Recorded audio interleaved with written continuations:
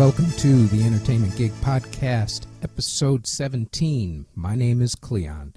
On this week's episode, we talk about working in amusement parks and cruise ships, acting, and creating your niche marketing possibilities with percussionist Doug Walker.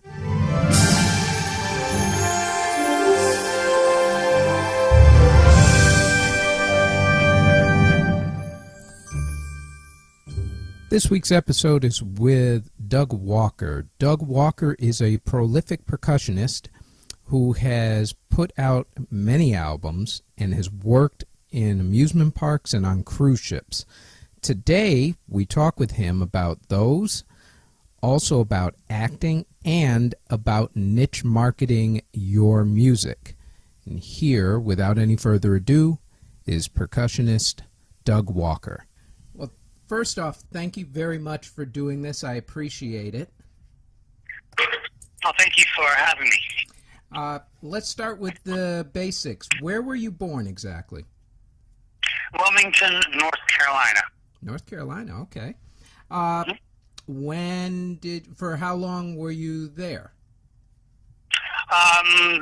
For the beginning of my life, until age 22, more or less. Wow, okay. Did you go to college there too?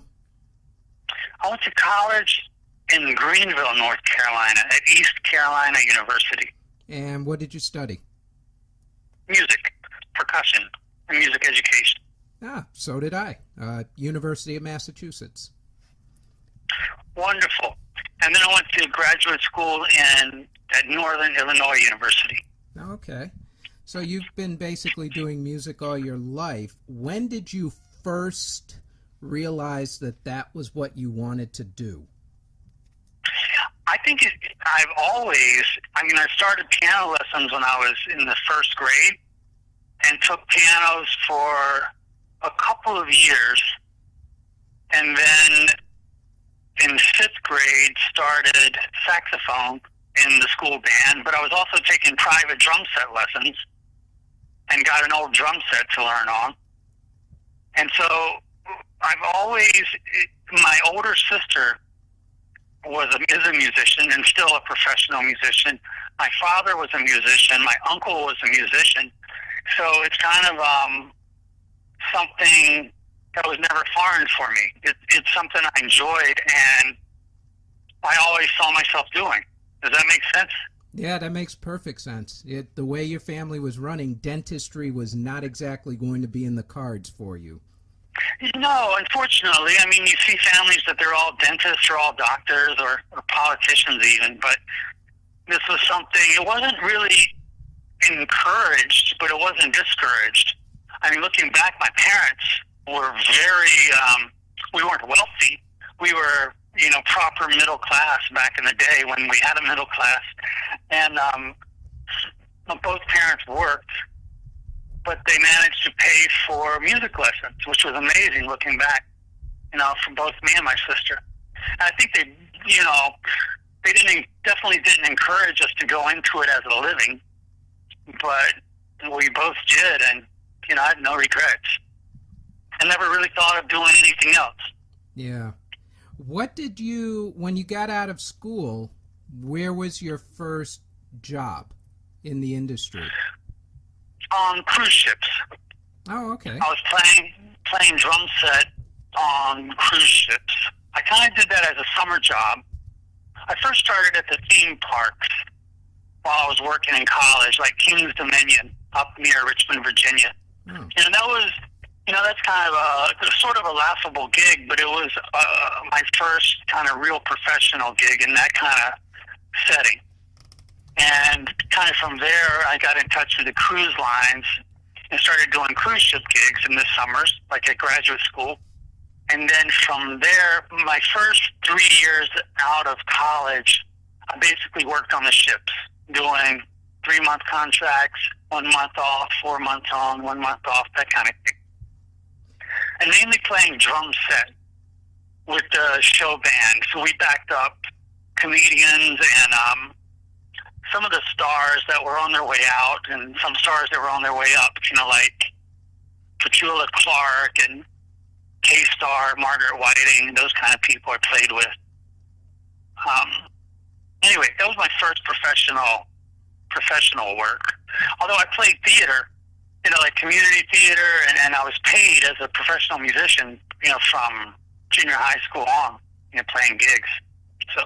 Yeah. See, I don't see amusement park gigs as laughable in any sense at all because of the amount of work you still have to put in, the long hours you still have to do with them, and the people that you have to on occasions deal with. It's great training, I think. It's sort of like soap operas and acting, basically. Yeah.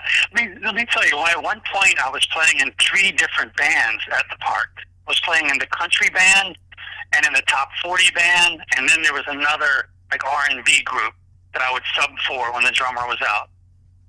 So, yeah, that was, when I say laughable, if you tell someone who's not in the business you worked at a theme park, they picture you like in a Mickey Mouse costume running around or something, which those are professionals too. I'm not even dissing that, but, to some people playing the drums for a living is a laughable job. Yeah, for some people, just being in an amusement park is kind of a laughable job. But those people, I know for a fact from having friends who have worked at Disney World that they don't just give those jobs out. You have to audition multiple times just to get them. And those people, anybody who's working, especially music or theater at an amusement park, are top-notch, best of the best because of the process that it takes just to get to that particular point, even if it is just a summer gig. Oh yeah, I'm thinking now Justin Timberlake. Didn't he come from Disney or? Yeah, Universal. Yeah, or Nickelodeon, I guess at that point. Universal, Nickelodeon. Yeah, they were doing. Britney Spears. A lot of people. A lot of people came from the amusement park realm. I think one of the guys in NSYNC was the Wolf Man in one of their shows or something like that. So, it's a very, very tough gig. What about your cruise ship experience? Was that enjoyable? Was it crazy? What was it exactly? It was a lot of fun, and I got such a world education, I guess. Being from North Carolina, from Wilmington. Wilmington is a real city, it wasn't like backwoods or anything. And I had a proper education, but it wasn't until working on the cruise ships and having Indonesian and Filipino friends and visiting the islands every day that I really, and working for the Greek Navy, that's kind of I guess it opened my eyes to, and meeting people from all over the world every single week, the passengers, and dealing with the entertainers. That's when I really got my, I guess, foundation for my adult life. Does that make sense? Absolutely. Absolutely. It opens up your eyes. It's like, I'm from Springfield, Mass., which is a city, but when I went to UMass and I met a whole bunch of other people from different countries, different states and whatnot, that was when I first had my eyes open to the other viewpoints of other races and other ideas. And then moving to New York, automatically you're exposed to at least 110 countries at this point, and so your worldview, you can see a lot of different angles to the same situation. You're not as closed off as a lot of other people would normally be. So yeah, I can understand that 100%. Which islands did you go to? Probably all of the ones that most of the cruise ships go to. We didn't go to Haiti. I got to go to Caracas a few times, but there was political unrest, as there always is, so it wasn't a steady stop for us. But the normal ones, St. Thomas, St. John's, the U.S. Virgin Islands, and Cozumel, Mexico, Jamaica. Where else? Bonaire. I didn't get to Aruba. I wish I got into Aruba, but never did. That's basically it. And so most of the major spots in the Caribbean and Alaska. I toured Alaska for one summer. Wow, that must have been incredible right there. Yeah, that was something. And to get to know Vancouver, talking about eye-opening, that was my first experience in a European-style city, I guess. I guess that's how to describe it. And, wow, it was so clean, electric buses, and people were handing out water on the street to homeless people. I was like, wow, what's up with that? I never seen, I guess socialism is what it was going towards now. I know that's a buzzword now, but yeah, Vancouver was a great time. Yeah, it's a beautiful city. Absolutely, absolutely gorgeous city. So what did you do once you stopped doing cruise ships? So while I was on the cruise, so I started playing steel drum, like back in high school a little bit, Mm-hmm. and in freshman year of college. So I played steel drums there, but I also played timpani and xylophone and vibraphone and all the percussion stuff. I have a master's in percussion, so I could do any kind of percussion gig. So when I got out of the cruise ships job, I moved to Miami. You have to move somewhere if you're working on a ship eventually, or either you stay there a lifetime.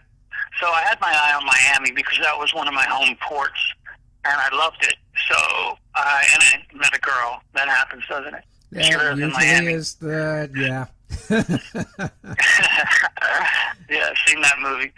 So I got off the ship and moved to Miami Beach and got engaged, got married, like right away, and started calling agents and trying to get gigs. And I started working at the, I don't want to say the retirement home, the condo. Started doing the condo circuit. Because that was pretty huge at one time. Condo shows all in Miami Beach. And so I started doing that. And after the first year and a half, I realized what school teachers in Miami were being paid. And it was quite well at the time compared to the rest of the country. And I thought, my God, I have a degree. Why don't I see what this is about? So I managed to get a teaching job as a music teacher. And I planned to do it just for 1 year. But at the same time, I was playing gigs and also teaching private lessons, too, after school. So while I was teaching, about my 4th year into teaching, I started recording CDs, recorded my first CD, and was doing solo gigs just on the steel drums. And so I started playing on South Beach, Miami Beach, in the hotels and doing a solo act there. And then moved to the convention center because different conventions came in every week, so I would perform in the lobby, kind of selling CDs. These were my first CD selling gigs. And so then from there, I got into the art show circuit. Now there's one promoter in Florida that books. He has like 2 art shows a weekend all over the country, and these are major art shows like downtown Chicago and Beaver Creek, Colorado, major shows. So I started playing steel drums at these art festivals and selling my CDs. And it really took off. It was fantastic. So I stopped teaching school after about the 5th year and just started doing the art festivals. And traveled all over the country every week, loading up my truck. I built my own little stage and would hit these street festivals every weekend. I'm not kidding. I would do 50 shows a year, all over the state, and in the summer, I would go to the Midwest and be based out of there. And from there, I started getting my CDs in gift shops because gift shop owners would come by and say, "Oh, do you wholesale these CDs?" And I had no idea what they were talking about at first, but I started selling to them. And then that became a business of its own. I hired a salesman, and my parents in North Carolina, they were retired, so they started doing my shipping. So eventually I had 10 CDs on my own rack of CDs in hundreds of stores all over the country. So that was amazing. I just shipped CDs last week and this week to my old stores, but that's obviously dying off. But that was a great business for 7 or 8 years. And that leads us up to where we are today. Wow. Did you get all that? I got all of that. When was your first CD, just so we can set the era for when this all first started? My first CD was 1996. Do you remember the name? It was called Elements. Okay. It was amazing. I was going in an original. My first cassette was called Ocean Drive. That's where I was playing on South Beach, and it was all original. Or one side of the cassette, all original tunes of mine, kind of like tropical smooth jazz. Everything I wrote. And then I did my first CD, and it was in that same direction, like really cool original stuff. And then I started doing these festivals and started getting requests for certain songs. And I'm not ashamed to say that I sold out, but I went in the commercial direction to make a living and started producing songs for tourists, quite honestly. But I said to myself, if I'm going to do this, I'm going to do it the best I can. And I hired the best musicians I knew at the time in real studios to do these great recordings. Like, I recorded Don't Worry, Be Happy, which is funny, but I've got Bobby Thomas Jr., who played with Weather Report, on the CD. So, do you understand what I'm saying? Oh, yeah. There's nothing wrong with doing it. I mean, you have to make the money somehow, and it's not like steel drums are going to suddenly be the in thing like the Gregorian chants back in the 90s or something. Right. So it basically created that line of CDs, and you see all the covers look very similar. There was an artist friend of mine, Herbert Hoffer. He lives on South Beach, an Austrian artist. We're still friends today, and he would paint a new CD cover, once a year, twice a year, and so I kind of created my own label that way, and got them in the stores. And after that the stores were running well. Then I put together my original group and produced my first original CD, completely original, and spent a few years promoting that CD. So I was actually playing from the heart and doing something real for a few years while letting the island CDs kind of pay my bills, if that makes sense.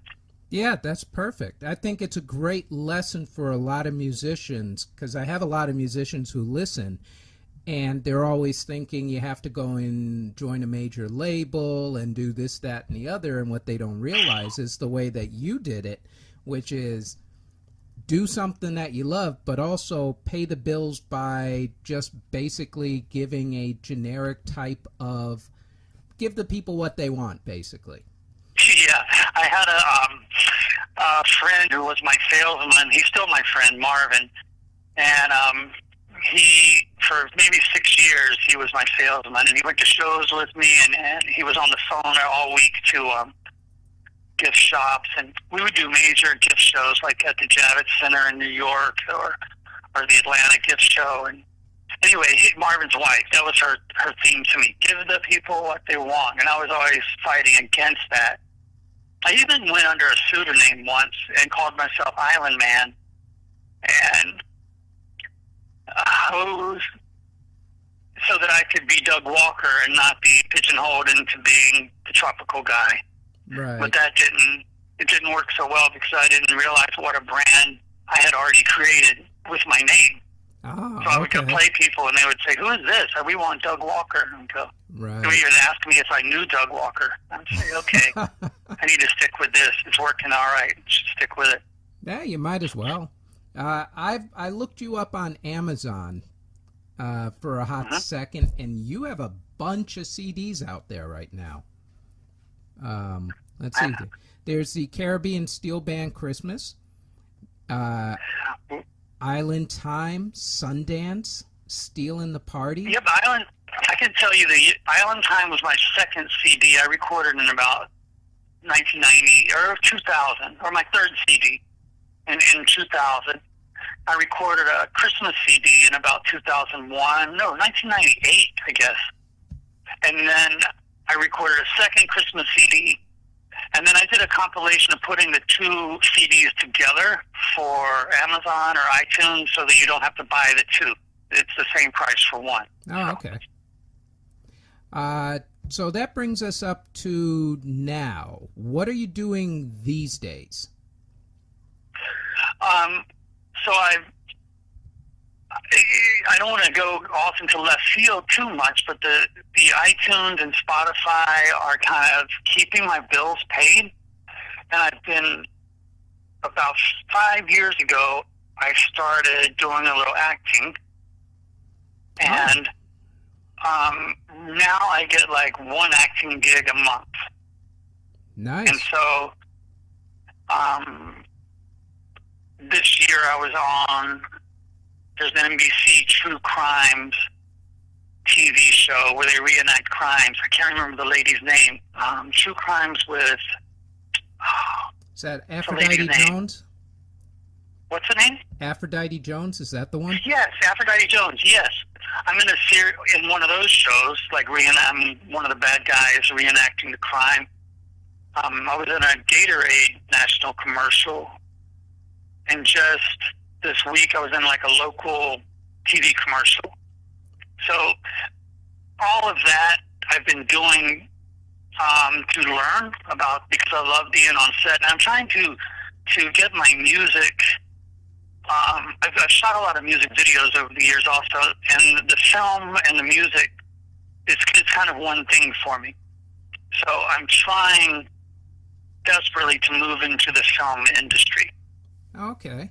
What does your musical background help you achieve with your acting in the film part of it? What different characteristics have you brought into it that you feel are necessary?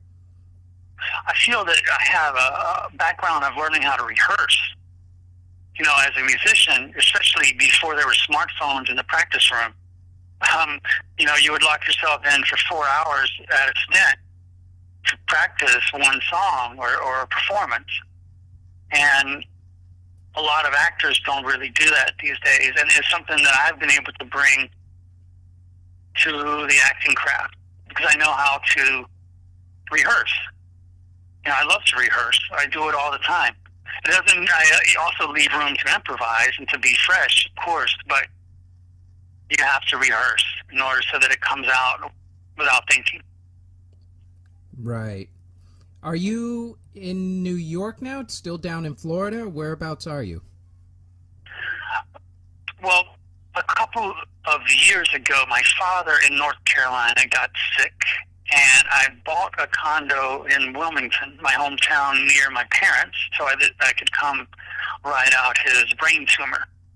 And so I now kind of spend my summers in North Carolina and my winters in Miami. Ah, nice. Okay. that definitely beats New York in winter. What do you like about acting? There's acting. I love it's just like being in the recording studio. It captures something when you're recording the film or when you're on camera. It's how can I say, it's live, it's exciting. It's like being on stage, almost like being on a huge stage, but you're only with the camera or a few people. There's just something that lights me up about being on stage and in front of the camera. I don't know quite how to explain. I find it easy, for starters. Right. I find it very easy. Not that acting is easy. I can do what I can do. I'm not going to go. I know my limitations because I haven't put in the time that actors have who've done this their whole life. Musically, I have, and I know what it takes. So I don't put myself in the same category as any of the great actors at all. And I'm not saying acting is easy, but some things to me come easy. Right. And if I can do it, if I can be an NBA basketball coach, of course I'll do that. Something simple I can do. Now, I can understand exactly what you're saying. As a creative, you just have a natural instinct to perform. It's not something that you can really train for, per se, or force, I should say. It's more of, it's inside your soul, and it needs to get out. And when it does, that's where your soul is the most alive, and that's where you're the most comfortable. So if it's music, that's one thing. If it's acting, that's another. If it's painting, that's another. But somewhere inside of you, all of that needs to be expressed and it needs to come out. And that's the beauty of living, really. Absolutely. You hit it on the head. Last year, I dabbled in writing a little bit. And I've written a pilot. And I actually shot the pilot, and I'm busy pitching it right now. The pilot is okay. I'm going to probably cut it down to like a 20-minute pilot. Now it's 30 minutes, a little long, but it's called Mall Church, and it's based on the premise. It's a comedy based on the premise that Walmart is opening a chain of churches, and the minister of the church has to product place stuff every week in his sermon in order to get paid. So there's all kinds, kind of like The Office. It's just a crazy comedy, and that's been something I've been working on for the past 6 months or so. I love that idea. That already, if I were an executive, I'd buy that in a heartbeat. That just sounds hilarious. You can watch the trailer at mallchurch.com. And I've registered it, trademarked, and I'm actively pitching it. And I've written 3 episodes. It's one of those things, though, I don't want to, like my whole CD career, my music career, I self-funded basically everything. You know, I produced all my CDs. I got my very first credit card with like a $2,000 limit with the intention of pressing 1,000 CDs, because that's roughly what it cost at that time. And so I've always self-funded everything I've done.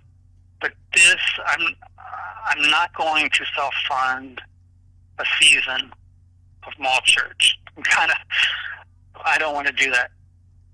So and maybe at some point I might have to let it go, but I'm still actively pushing it right now. That's excellent. Let's bring it back to the music realm, since that's still at the moment where your bread and butter is. Because I know you have a new CD, or I guess at this point we should say MP3 or album, whichever. That digital, you have on, digital album. How digital about that? album. I have to get used to saying those things now. I know. I grew up in the cassette and CD era, so, you know. Yeah, me and too. the LP era, actually. I'm that old. You have it on Spotify and iTunes, and it is called Smooth Jazz Reggae. Tell me about it. It's like the coolest songs. Like over the years, on every CD I've done, I've recorded. Wow, you're probably looking at 10 or 15 there on Amazon. And usually on each one, I would put one original track. You know, I would go so far as to venture out and put one original track, and then like 9 cover songs, and then the next CD, same thing. Well, what this one is kind of all of those original tracks or songs that I really, really liked and put my best effort into. And also some newer tracks that I didn't have a particular market for.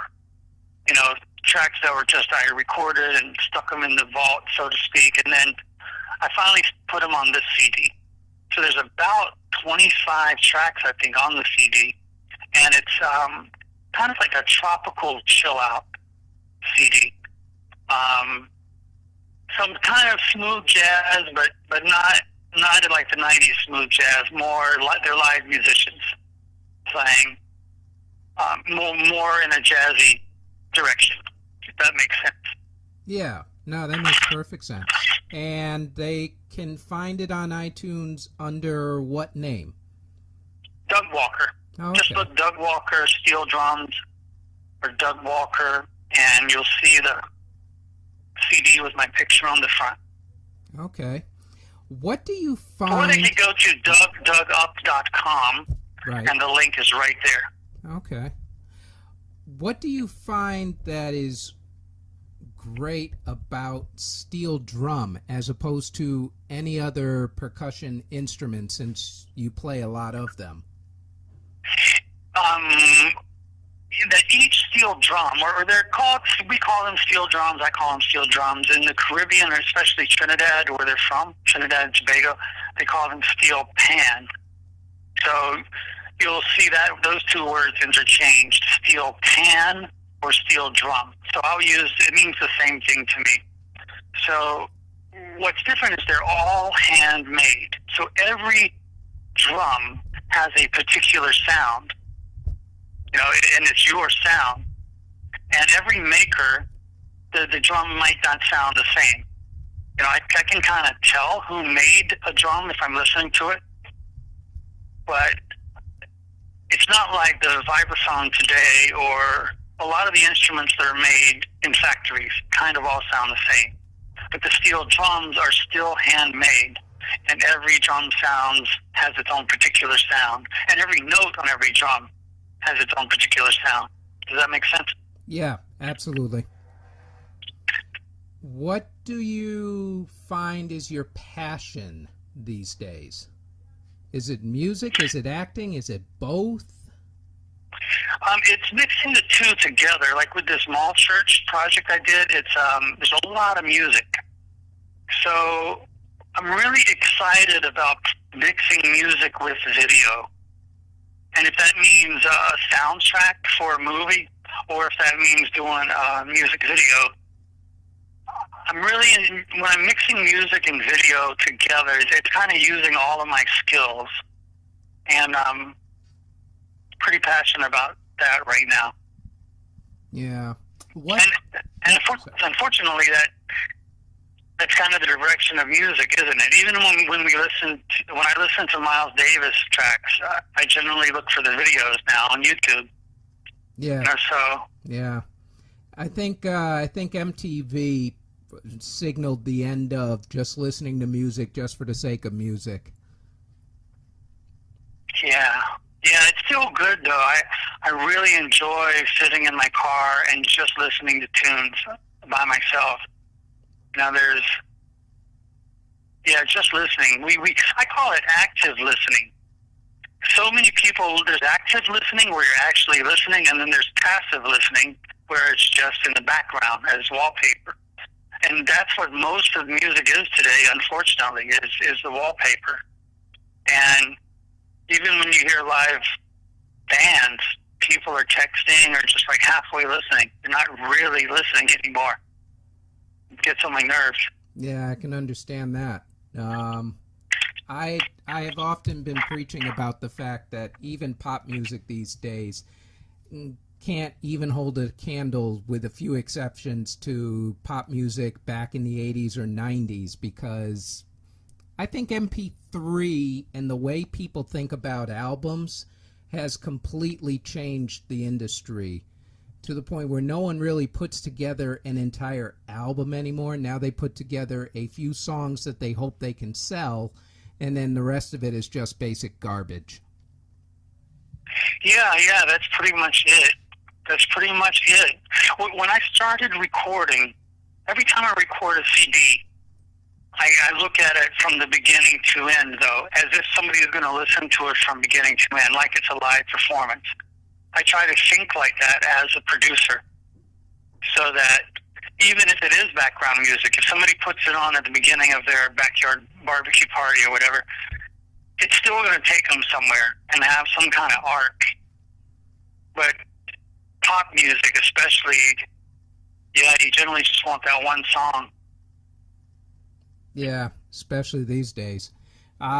You sound like an audiophile to me, so this should be a relatively easy question for you. Do you remember what your first album was that you bought that had nothing to do with, I don't know, Sesame Street or any other kid type thing? You know, it's interesting. It was in the second grade, and we could order books and albums from some book club, like Weekly Reader or something. And it was Madame Butterfly. And it was a whole, like, 6 albums or something from Madame Butterfly. And I had no idea anything about the music. You know, maybe it was butterflies and the Asian picture on the front. I have no idea, but I remember buying that album, and that was probably the first music I listened to that wasn't Sesame Street. Or, you know what's interesting? My grandmother worked at a radio station, and she worked there, I guess, in the 50s. So we had stacks and stacks of 45s and albums all over the house that she would bring home, like promo albums. So my dad had a huge collection. But for me, it was buying that Madame Butterfly. I can't even remember the orchestra or, you know, which one it was, but I remember. And I remember buying, I remember the Queen jazz album. It's like, that one sticks in my mind like crazy because it was so exciting. Used to play my drum set to it. And you were pretty much hooked ever since. Yeah. I used to play the Led Zeppelin. I played drums with everything, and then what's the song? Rock and Roll. Been a long time since a rock and roll. Yeah. And at the end, there's a drum solo, and I would play all the way through, and then pick up the needle, and then play my drum solo for like 45 minutes, and then drop it back on that last chord, finish it with the album. It's funny. That's excellent. All right, this is the part where you get to shamelessly plug for as long as you want anything, any project, anything about yourself, anything at all. The floor is yours. Go ahead. Oh, great. It's been a great interview, and if people want to learn more about me and my music, you can visit DougUp.com. That's my name, DougUp.com, DougUp.com. And there's links to my albums, my digital albums, and there's links to Spotify and Deezer. All the different streaming services are there. And YouTube, there's tons of videos. I've been recording videos since like 2000. So you can see my live jazz albums and live jazz shows are there. And also my solo, my wedding gigs I played. I still play wedding gigs. You know, I play in the keys all the time for weddings. Maybe once or twice a month, not all the time, but I still enjoy doing wedding gigs, especially in the keys. And I guess that's all, DougUp.com. And also the Smooth Jazz Reggae, which is on Spotify and iTunes as well. Yes, Doug Walker's Smooth Jazz Reggae. Excellent. Doug, thank you very much. I appreciate it. It was a great interview. Thank you. I enjoyed it as well. Thank you for calling.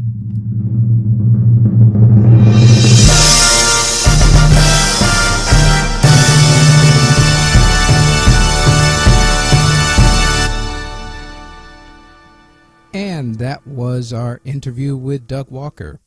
You can find Doug on Facebook by searching Doug Walker Steel Drum Artist. His website is DougUp.com. That's DOUGUP.com.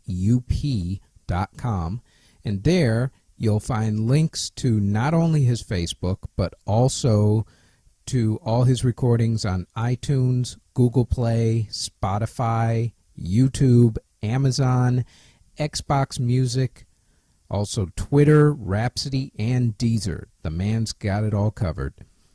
Also, I'll put a link in the show notes to Mall Church. That was the acting thing that Doug was talking about. That is it for this week's episode. Our website is theentertainmentgig.com. Our Facebook page is at The Entertainment Gig.